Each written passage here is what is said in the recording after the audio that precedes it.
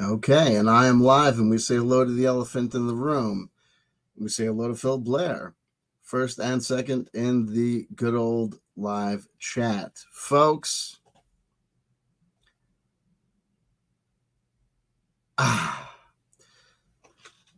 thesis. I understand it. Listen, folks, nobody likes things that are out of their control, and nobody likes the things that they have to deal with.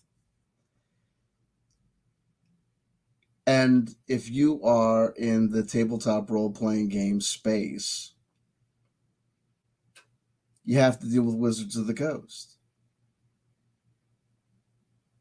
If you play Magic the Gathering, you have to deal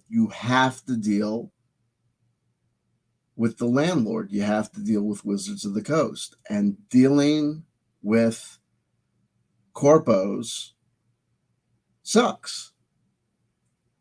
So it's always sucked. When it was Dungeons Dragons was owned by TSR, people hated TSR. And since it's been owned by Wizards of the Coast, people have had grievances with Wizards of the Coast.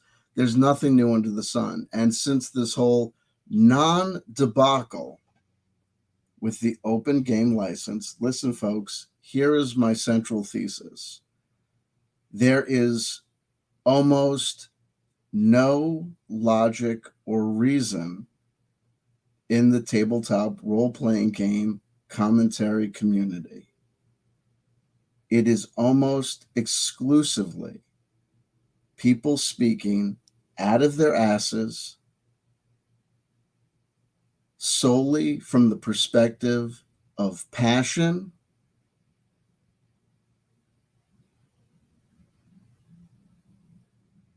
and joy of the being caught up in the moment of the community hubbub.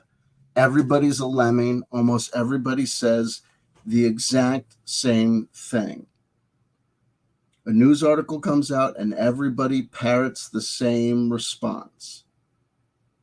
And there's people out here, licensed attorneys, showing not even the ability to be Columbo, and ask a simple logical question about, gee, might there be another perspective on this situation? Might there be another side of the story? And the hypocrisy. This media outlet is known to be cuckoo bananas, ridiculous, not worth the digital ones and zeros that make up its worthless web presence. But the minute it says something that about Wizards of the Coast that's damning of Wizards of the Coast, and because you hate Wizards of the Coast, all of a sudden that article is being presented as if it's from the New York Times and as if you respect the New York Times. I came to this tabletop role-playing game space after spending my time trying to talk to the crazies over in New Age ufology conspiracy theory land.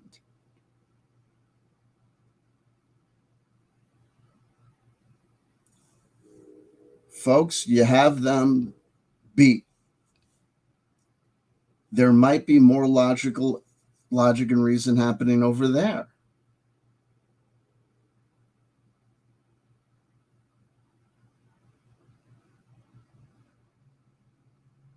Because at least they have the excuse of, hey, they're crazy.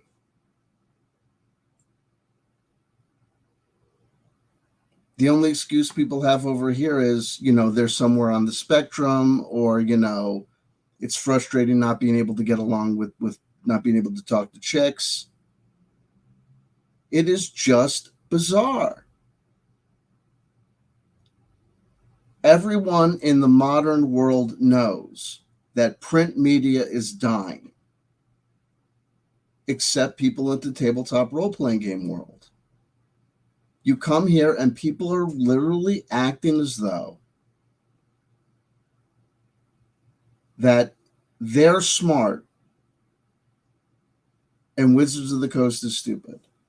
That if they see Wizards of the Coast trying to take the game of Dungeons and Dragons and the game of Magic the Gathering and trying to put those into digital spaces, that represents Wizards of the Coast being stupid, ignorant, moronic, dumb, not getting it, not getting the product, not getting the what they have, the goal that they have, not knowing, understanding the legacy of the hobby and what the hobby represents. And of course, the reality is it's the community not getting an understanding that Dungeons and Dragons and tabletop role-playing games in the real world are products that are sold in the consumer marketplace to produce money.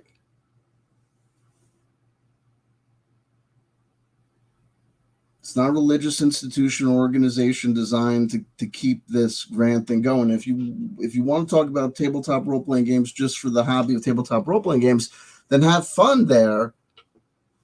But no one understand that that's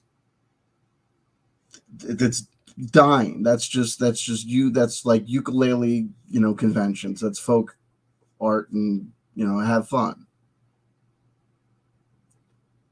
But let me put forward the thought and the concept that Wizards of the Coast actually know what they're doing, and the reason that they're taking Dungeons and Dragons and Magic the Gathering and taking them into these digital frontiers is because they know the cost-benefit analysis of working with books and paper and cards and cardboard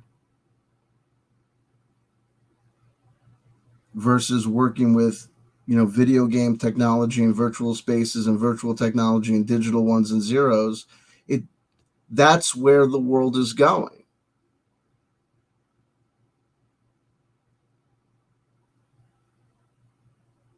That's why Amazon, who built themselves, bringing you books, are fine bringing you e-readers.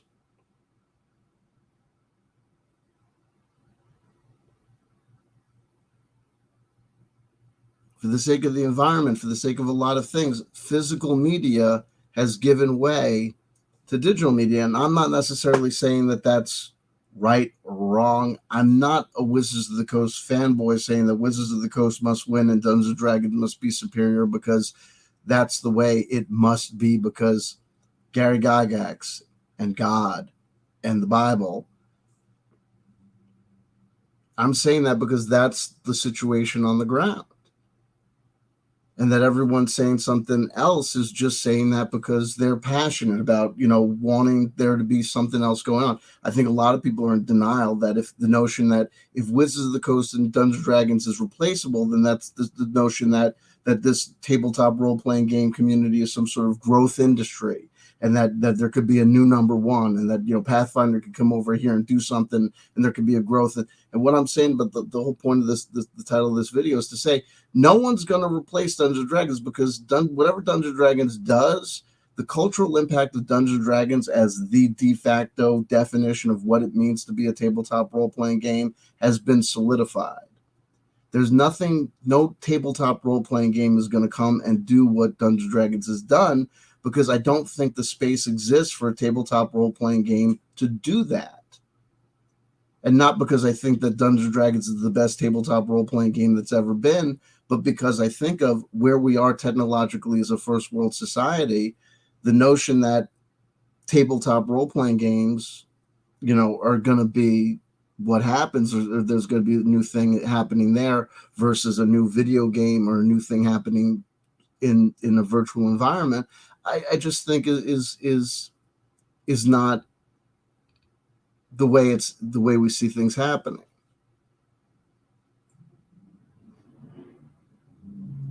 So look, a couple of things. Let me start at the beginning. I made a video a little while ago. There's number one, the why Critical Role is no threat to Dungeons and Dragons. So we a little while ago, Critical Role, who are these, and so a couple of thesis points. Number one, did Dungeons and Dragons make Matt Mercer and Critical Role, or did Critical Role make Dungeons and Dragons?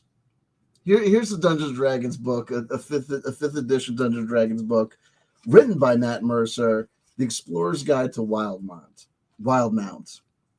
And I've got nothing against Critical Role. I've never watched an episode of Critical Role. I got better things to do. But here we have Pimp Biscuits out here. There you go.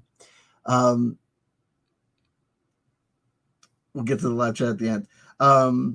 I made a video where the guy Matt Mercer over at Critical Role came out and they announced two new game systems they had. One called Illuminated Worlds, that was going to be a simpler system, and another one called Daggerheart that they'd already been talking about. Daggerheart was going to be their D20 kind of flagship new game system, and people were talking about it as being one of the contenders to replace D&D, and people were all saying, oh, D&D must be scared of Critical Role's new system, and it's the same thing. Some people are saying that, oh, the Pathfinder fanboys are saying that, oh, Dungeons & Dragons must be scared about Pathfinder 2.5 or the Remaster Project. No, they're not.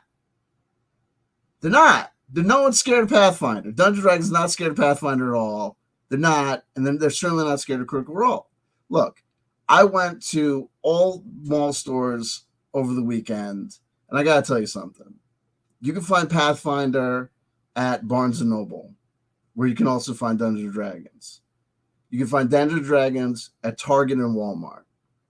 You can't find anything else at Target or Walmart. You can find Dungeons & Dragons at Newberry Comics. You can find Dungeons & Dragons stuff. I saw some Dungeons & Dragons stuff even at Hot Topic. There was no Pathfinder anything, any other role-playing game material available anywhere else. To be a competition with Dungeons & Dragons, you need to be available.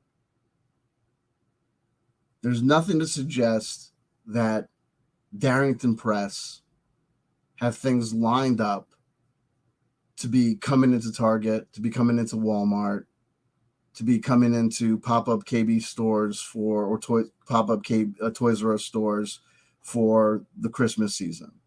They might. I mean, it is what it is. But there's nothing to suggest that they do.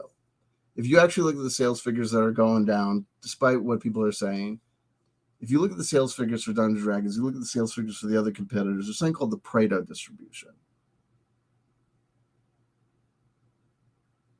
You need to look at the size of these other role-playing game companies. Look at the size of Palladium Games. Look at the size of Chaosium. And understand that the cultural impact of Dungeons & Dragons versus the size of these other companies tell you everything you need to know.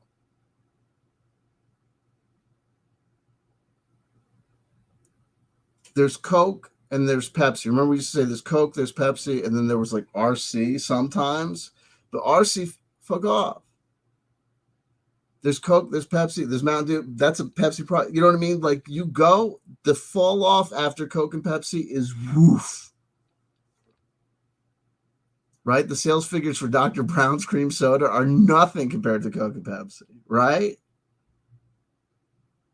There's the big dogs, and the drop down between the second and the third place runners is just gone. The notion that anybody is going to replace Dungeons & Dragons is I think it's just people playing this. They want to play this game that the world is something other than it is. They're just like I said, they're just driven by passion. They're not looking at the reality of situations on the ground. If they looked at the reality of situations on the ground, if they thought about these things logically, they don't understand these conversations that people are having are foolish conversations to have. Look, we've known for years. Look, 1983, there was a movie, Mazes and Monsters, right, with Tom Hanks. It was like one of those. There was like the Satanic Panic movie, like, oh, the kids are gonna go into the subway, into the subterranean tunnels, and they're gonna kill themselves. And there was another one that came around at the same time called Skullduggery. If people, that was like an old school one, like Skullduggery. If people are like fans of role playing game movies, know that one. Like that soundtrack was like, that song was like crazy. Anyway, they were talking about Dungeons & Dragons. Everyone knows they were talking about Dungeons & Dragons. If you go to like cartoons and shows over the years, like the 90s and the 2000s, people would make jokes about Dungeons & Dragons, kids, nerds playing Dungeons. All those nerds are going to play Dungeons & Dragons. Stranger Things, playing Dungeons & Dragons. Rick and Morty, Yo,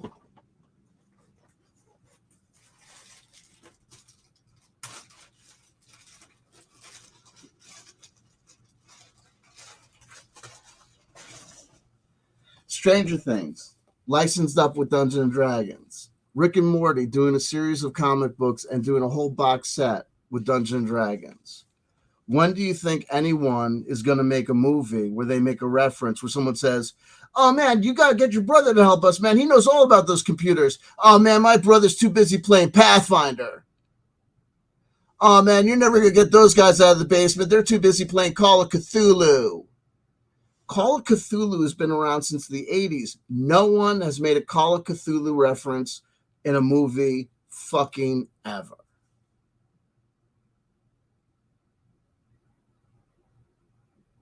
You think someone's going to make a Critical Role reference in a movie?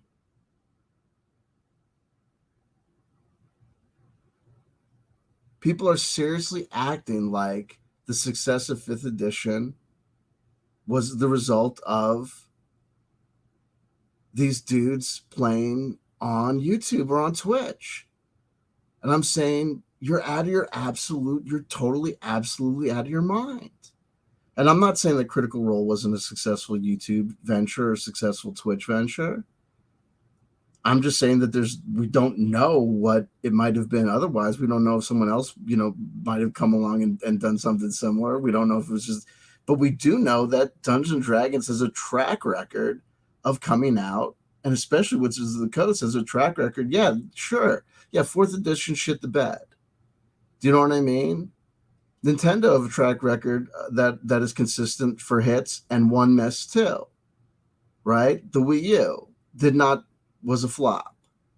That 3D Virtua Boy, that was a flop too. Nintendo can lay an egg too. The Wizards of the Coast 4th edition, they shit a hammer. It happens. But 3rd edition and 5th edition were bigger, possibly bigger than 1st edition. Some people, their debates. The cultural impact in role-playing games for 3rd edition and 3.5 is redonk. The D20 system was the de facto system of 5th edition. There are a lot of things to say about whether or not it's just a continuation. So people are acting like Critical Role is going to switch over to a new system and that everyone's going to stop playing Dungeons and Dragons and all the kids are going to, all the critters or whatever are going to start playing this new system or that Critical Role are playing. And I don't know if that's the case. I don't know what the fan base of Critical Role is. First of all, a couple of things. Number one, a lot of times things can be successful or can seem successful and it can be blown totally out of proportion. The reason that they're successful or the reason they appear successful can be a lot of different things. People were watching people play games in lieu of participating or playing those games themselves. When people started watching people play video games, I knew something was kind of funky in human behavior. And I knew people were in desperate need of social connection. And especially when you see people like watching people play Dungeons and Dragons, you got to know. And when I saw that Critical Role consisted of, there are chicks there. I don't care what you say. I still believe that the social stigmas and dogmas, and implications and rumors are true.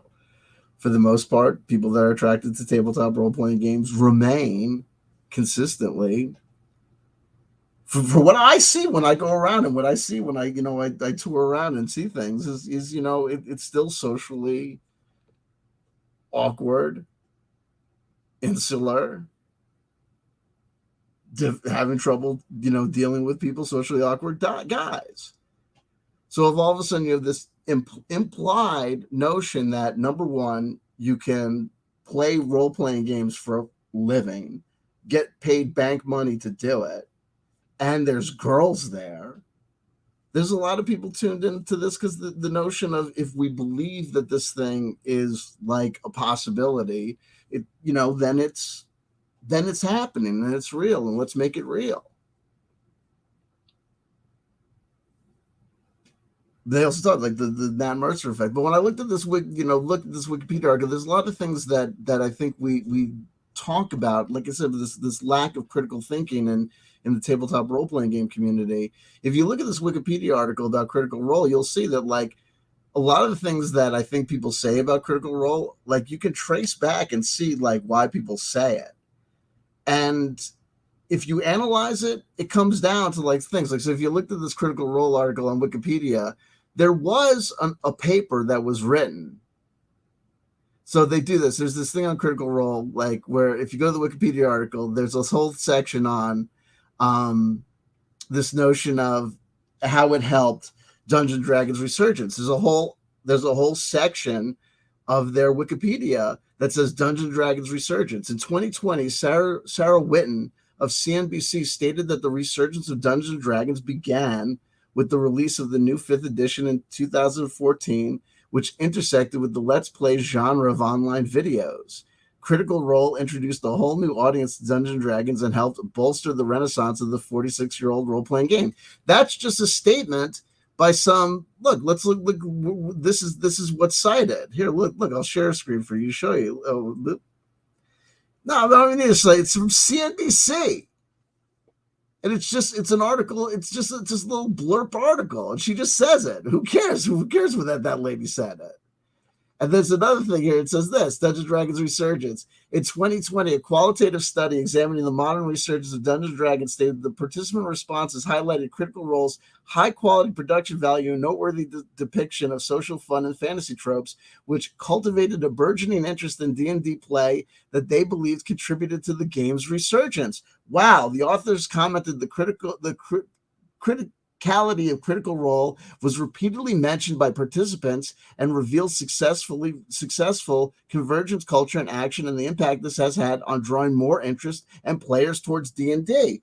Wow, a qualitative study examining the modern resurgence of Dungeons & Dragons. The authors said all those things. That would make it seem like there's real evidence that Critical Role really helped in this resurgence of D&D. But like all these qualitatives, whenever you see anyone cite a paper or any sort of scientific study, especially in the realm of psychology, I'm not talking about necessarily neuroscience, but especially in psychology or sociology, wipe your ass with it because they're always ridiculous. Check this out. We go to the actual paper, and here it is.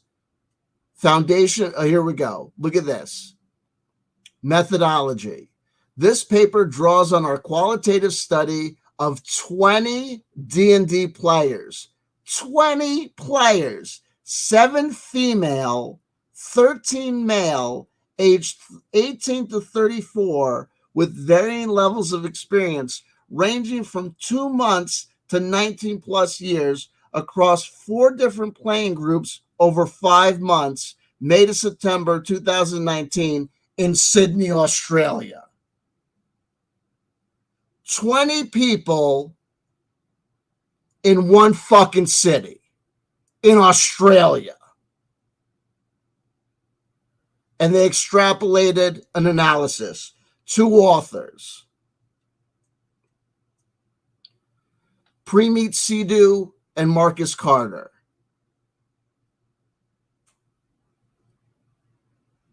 Kiss my ass. Honestly. But this is the sort of thing that would lead you to it. Because if you look at that, if you just read the Wikipedia article, CNBC, an article by CNBC says that they helped the resurgence, and there was this qualitative study that linked them to the resurgence. What is this? That's evidence that I say kiss my butt. And what might actually happen is that Critical Role might switch to a new system, and it might create a problem. Why? Because they are going to be going into a new world where previously the majority of people were playing one system. The majority of people were playing one system, the most current edition of Dungeons and Dragons. If you want to be completely forthright and honest, over the last 50 years, At any given point in human history, since the invention of tabletop role playing games, at any given point, the most popular tabletop role playing game amongst players has been the most current edition of Dungeons and Dragons. That's kind of what's always been the case and what's always been going on. There was a dip during 4th edition when Pathfinder, the first edition of Pathfinder, is 3.5 Dungeons and Dragons continued under a different name.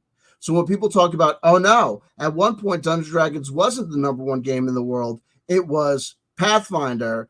That's when 3.5 Dungeons and Dragons was in competition with 4th edition Dungeons and Dragons. So the reality was the number one and number two role-playing games in the world were at one point both Dungeons and Dragons.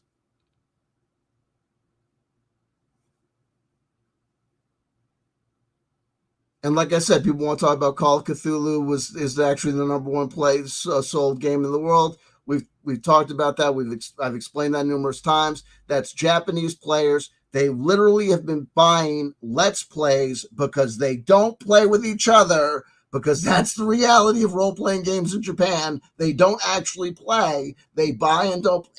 Talk to them. You don't believe me? Talk to them. They buy Let's Plays in manga form, and they read other people playing the game. And then the companies count the sales of those books as sales of the role-playing game books. And that's why Call of Cthulhu is considered number one in Japan. You won't believe me? Go look at their numbers. But that's fine, because to be logical and rational, you actually have to look at data, and you have to actually look at things and be smart about it. But to just react and say Pinkerton's this and WOTC are at it again is just, you get to go with the flow and just, ham it up and just have fun with people. And like I said, I've got nothing against Matt Mercer. I've got nothing against New Systems. I've got nothing against whatever. But here's the deal. So now you all want to go into this bright new future where tabletop role-playing games, when they're at their weakest possible moment. Because here's the deal. If Dungeons & Dragons is the number one tabletop role-playing game in the world, and the company that own it are doing their best to not make it tabletop, but make it into a virtual game, and you're thinking they're doing that because they're stupid, I'm telling you, those guys that run a billion-dollar company, let's take a moment to take on board the notion that maybe, just maybe, I know you're the world's smartest guy in the world, and life is just not fair, and that's why you're driving a cab and some jerk is, making the big bucks. But let's assume, for argument's sake, that actually there's an element of meritocracy in the world, and these people are doing what they're doing because they're trying to survive in an economic environment, and they know and understand that the kids don't want to buy and do these numbers by themselves. They want the video games to do it.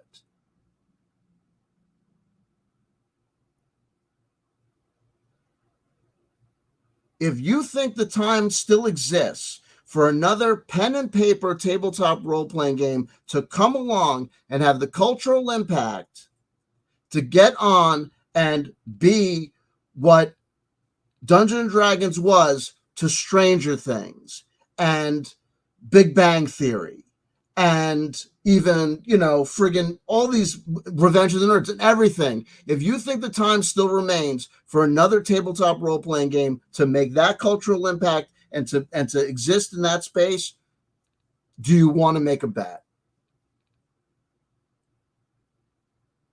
Because I'm a gambling man, and I'm sexually attracted to bets that I know that I'm going to win. And that's an easy one to bet on, because the game has already been played.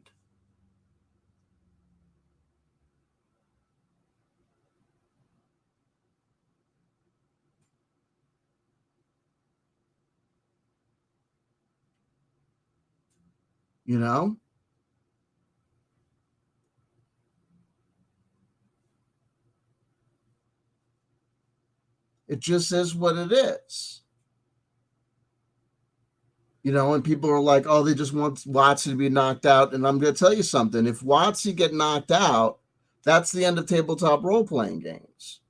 Well, I mean, not the end of tabletop role-playing games, because there's, look, the tabletop role-playing games materials are out there. There's 1,003 PDFs. There's 1,000,003 free resources. The hobby as the hobby, as long as people want to keep on playing, they're going to be able to keep on playing. But a community relies upon the influx of new players. And if you think that Dungeon Crawl Classics is going to bring in new kids to tabletop role-playing games, I'm telling you, they don't have the infrastructure to reach kids. Nor do they have the wherewithal, nor do they have the intentions to try and build those bridges.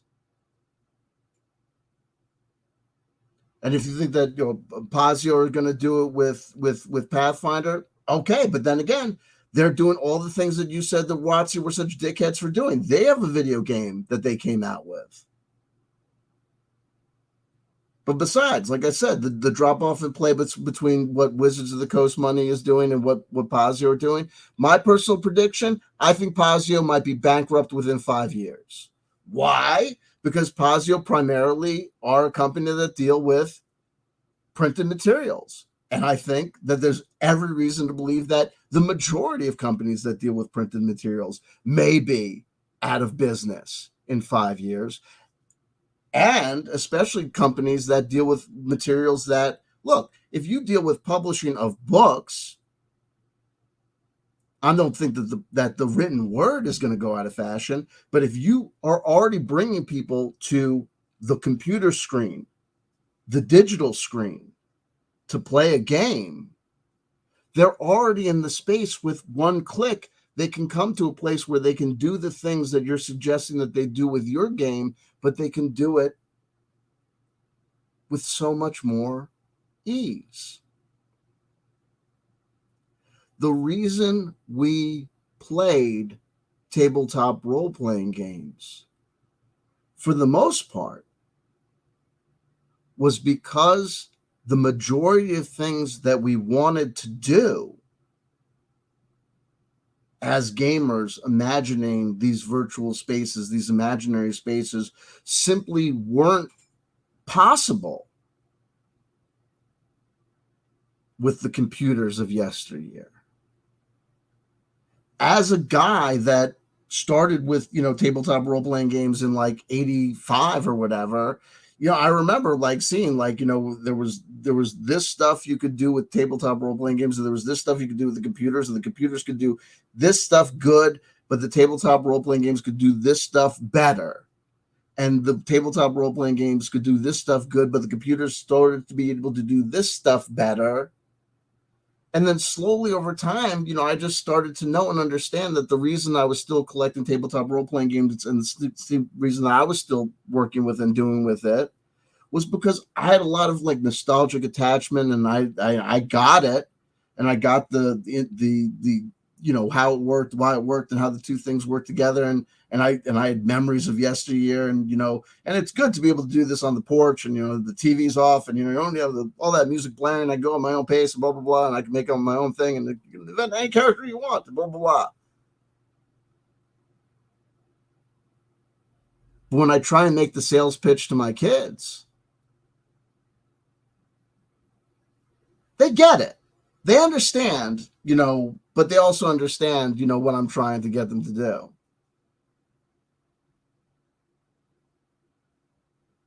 And you could try and sell the kids on contra dancing. Do you know what I mean? You could try and sell the kids on, you know what I mean? Like, oh man, everyone wants to play electric guitar. But if you try bass, bring. Do you know what I mean? Like, you can be really into what you're into, but the kids will let you know when ball in the cup is, past its prime. And I'm not here trying to shit on tabletop role-playing games. I'm just trying to be here, trying to say, folks, man, can we just stop being stupid? Can we just like stop every time, one person says one thing? Can we stop saying like, oh, we've decided that the party line on Candela Obscura is that it looks really good and we can't wait to try it. So Wizards of the Coast must be really scared that Critical Role are going in a different direction.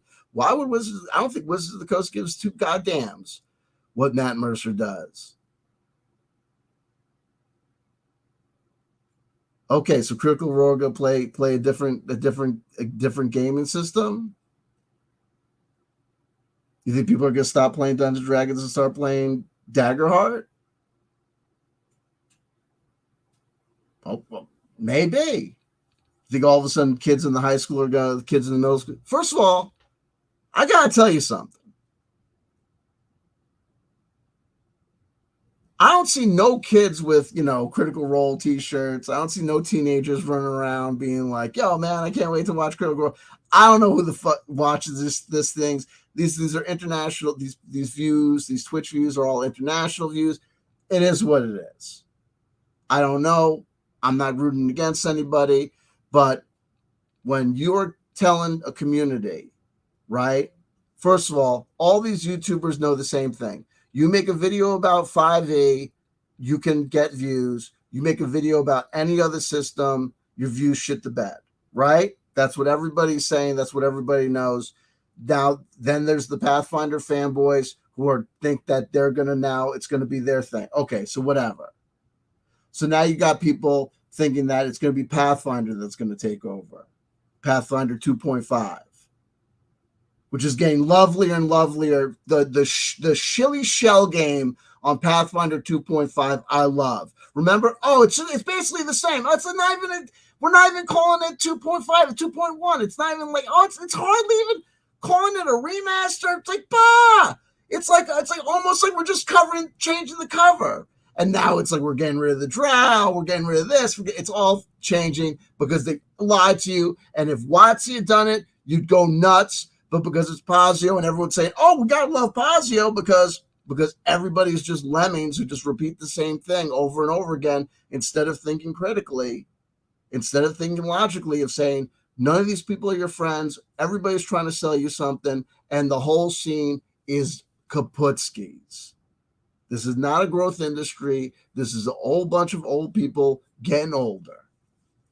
And the only people that ever brought anybody new blood into the thing, the only buddy that ever had the capacity to bring new players into this thing was always Dungeons and Dragons. So you want to bring down Dungeons and Dragons, you want to see Dungeons and Dragons go up in smoke because you think Matt Mercer and Critical Role are going to bring in people like Dungeons and Dragons used to?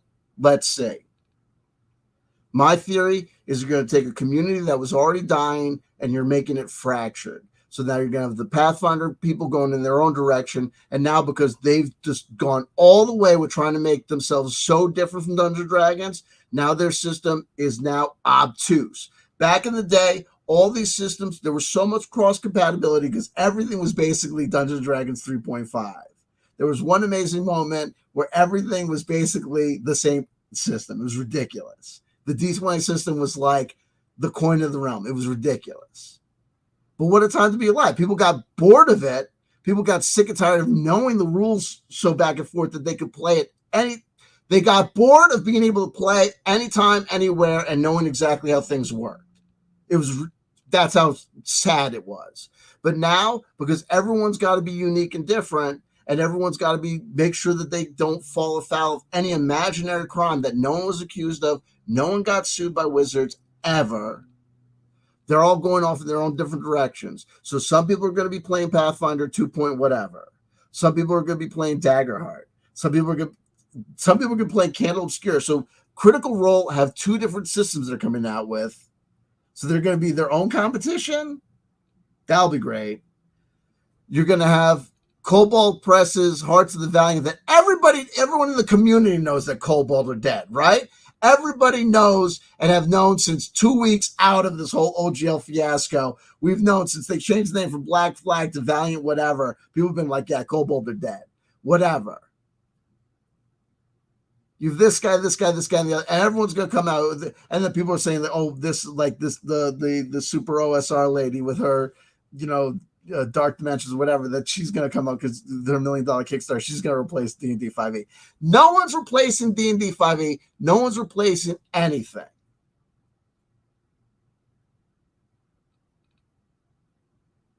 The Washington Generals are never going to beat the Harlem Globetrotters. They say never. I'm saying never. And you want to take the bet?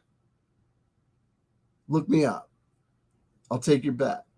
Not because I'm rooting for Dungeons & Dragons because of my passion and my heart, because I love Dungeons & Dragons more better than any of the system, but because I understand things like the basics of finance and economics and how things work, and also I know how to open my eyes. As Bitcoin was going down, and I was saying, people, you see what I told you about it? You see what I told you about it? Get out now. People couldn't get out. Some people couldn't get out. Because to get out and stop the bleeding would be to admit that there was bleeding, but more importantly, to admit that the dream was dead. To stop this foolishness of acting like someone's going to replace Wizards of the Coast is to admit that tabletop role-playing games are not a growth hobby that's going to continue to see increased and more development and more players coming in, but is to admit that we are at the sunset of this hobby. There will be reissues. There will be remasters. There will be nostalgia trips. We are in the nostalgia trip. The OSR was a nostalgia trip, and the OSR began in 2006.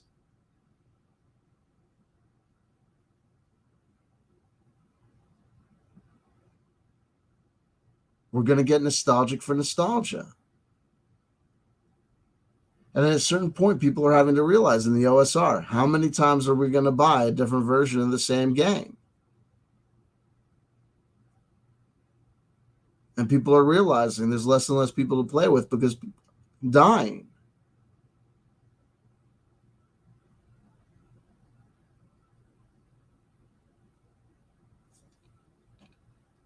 Throwing a lot of things out there, and I'm not trying to, and these are like opinions. These are like, look, it is what it is, and we'll see what we see. But when it comes to it, simplifying it, I don't think that Matt Mercer and Critical Role made Dungeons & Dragons. I think Dungeons & Dragons made Critical Role and Matt Mercer. Will they be able to go their own way and have a new and different system? We'll see. Look, at the end of the day, if the Yankees come out and say we're done playing baseball, we're going to be playing something else now, we're now a pickleball team, there are a lot of people in New York who love the Yankees. They're motherfuckers with Yankee tattoos. I know one motherfucker's got a Yankee tattoo right on his cheek.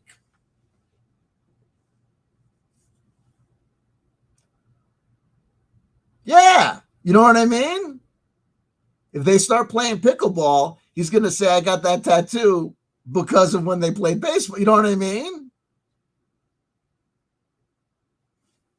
And and by the way, I don't think that these guys are watching Critical Role because of the roll of the dice or the mechanics of the game. You know what I think we're watching Critical Role? Because some of the guys on Critical Role are girls. And if those guys on Critical Role can play with girls, that means that you could play with girls. And that Matt Mercer guy, he's married. Isn't he married to one of those girls? Oh, shit. You get a wife out of the deal. Like, they think the Matt Mercer, it's like, we conspiracy theory land. It's like conspiracy. Like I'd be like a conspiracy. Like in the real world, I'm a shmoo. I'm like a 2 or a 3. But in conspiracy theory land, man, I was like, you know what I mean? Like I was doing okay. You know what I mean? Like I was like a conspiracy theory land, like 7 or 8. Matt Mercer is like a role-playing game, like, Trent Reznor, right? In the regular world, that guy is like a freaking Barnes & Noble employee. I mean, he's the hottest Barnes & Noble employee at that Barnes & Noble. Everyone wants to get coffee from that guy. I want to get coffee from that guy. I wonder if I'm going to get, oh man, like I'm online. Come on.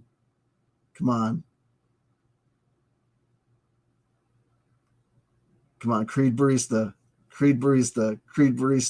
Oh, damn it. Well-mannered Korean. Hey, what's going on? Yeah, I know. I'm good. Matt on? Oh, works the 3 o'clock shift. I'll be back. Tell him I say hi. I'll be back. Every breath you take. I kid. I tease Matt Mercer. Now listen, it is what it is. But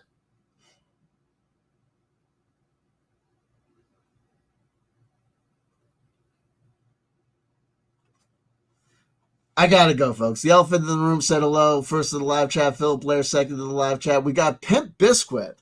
I love it. We get new people every once in a while. Good hello. I'm in the present listening to the past, but I'll be caught up soon. Caught up now. We have the Spiked Axe with us as well. Hello, hello. Pimp Biscuits, it's like Xerox or Kleenex, talking about Dungeons & Dragons. It's ubiquitous. It is the industry standard, right? Say what you want. You're not going to make the cultural impact necessary, I think, at this point, to replace them. Is that we all say hello to Pragmagic, we say hello to Mario Heat. But is Mario Heat asks a critical question, but is Critical Role a bigger threat to our children than the trans-satanic evil psyop? Yes. Yes. Without a doubt. 100%. But they're not a threat to Wizards of the Coast or Dungeons & Dragons. I'm passionate, but not illogical.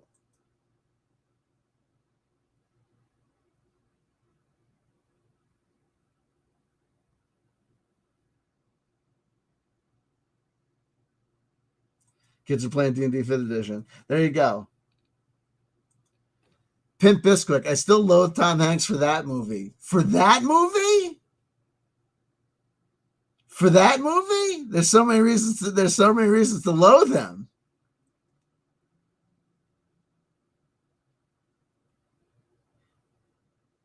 There you go. Give 5. No, it's what it is. That's what I say. Jonaside. Oh, Chris Max was awesome. That third best film if it's After Meatballs in My Bodyguard. There you go. Oh, are we talking about I can't remember which one we're talking about. I'm bad with names. Here we go. We're gonna say hello to Drumpf as well. Philip Blair, what's hot in Sydney, Australia right now? Pathfinder 2.5. Ironically. Jonas said, yeah, I'm with you. Pathfinder 3.5. Yeah, it is. You know who else is with us? Pathfinder. Look, I mean, it says it right on the I don't have it right here. But it is. It says right on it. It says, look, if you read Pathfinder 3.5, if you read Pathfinder first edition materials, it tells you it's for, look, here we go. Dun, dun, dun, dun. Pathfinder, Ultimate Combat, 3.5 OGL compatible. 3.5. What does that mean? It's 3.5 roll. It's 3.5 Dungeons & Dragons. And I gotta go. Here we go.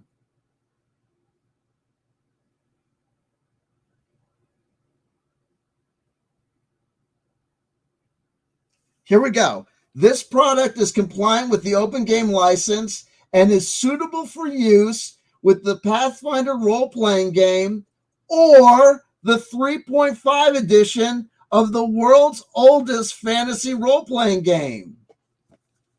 It's for 3.5.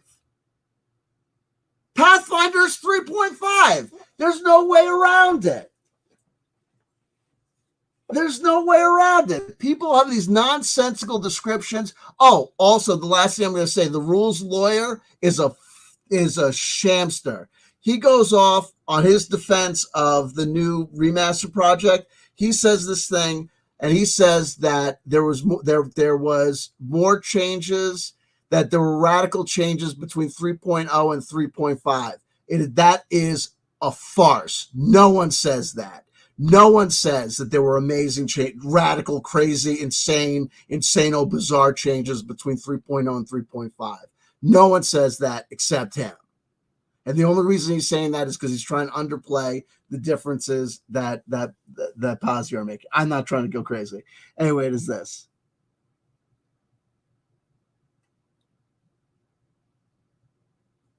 Jonaside. I had the first edition Castles. Was that seriously? Is that Castles and Crusades? Box, no idea where it is, but nobody wanted to play it. Just D&D.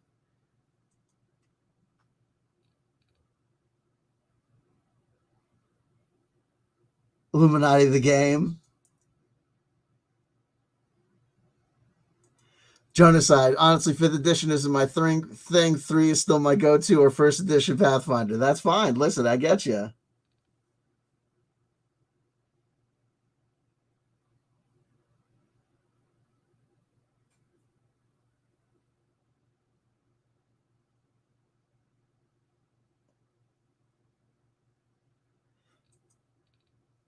I had a friend back in the day say they wanted one of those Star Trek's The Next Generation pads for characters. Now he's ranting about people not wanting to do pen and paper anymore. Okay, I get it.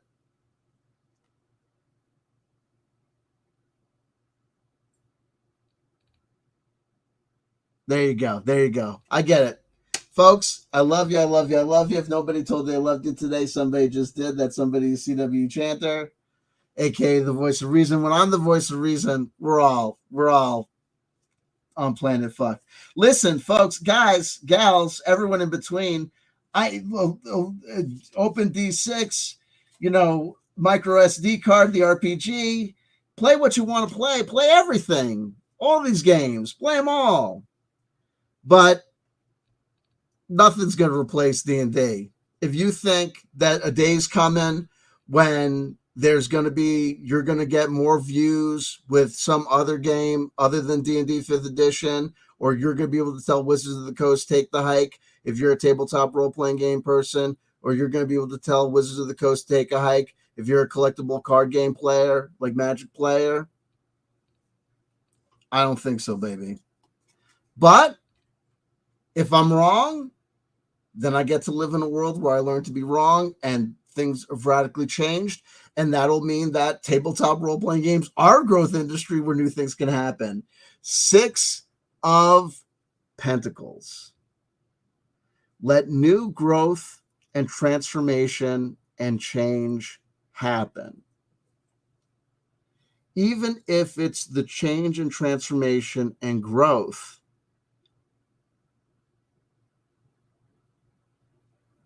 of the acceptance of the reality that the new crop that you planted that you thought was going to change everything hasn't changed a darn thing and really just needs to be cleared away.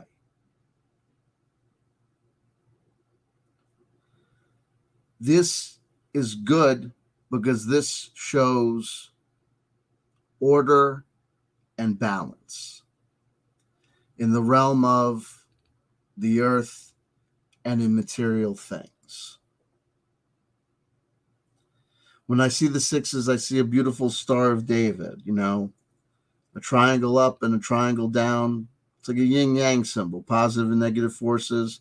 Not that the negative needs to be considered negative, but in the sense of like negatively and positively charged ions, not good or bad, positive or negative. Things need to be balanced, and they can be balanced. And when they are balanced, things work well. But on that notion, remember to question and think. And I think you might find, like I find, that in this tabletop role-playing game space, it's odd that people keep on saying the same thing over and over again. Have you noticed that? That everybody seems to have the same take on the same article and the same opinion about the same new game and the same take on the same thing that Wizards of the Coast did and the same opinion about what new thing might be happening with this thing with Critical Role, or that new development with this thing that needs to be covered. And that's not how the world is supposed to work, right? We're supposed to see differences of opinion, changes, different ideas, juxtapositions of reactions.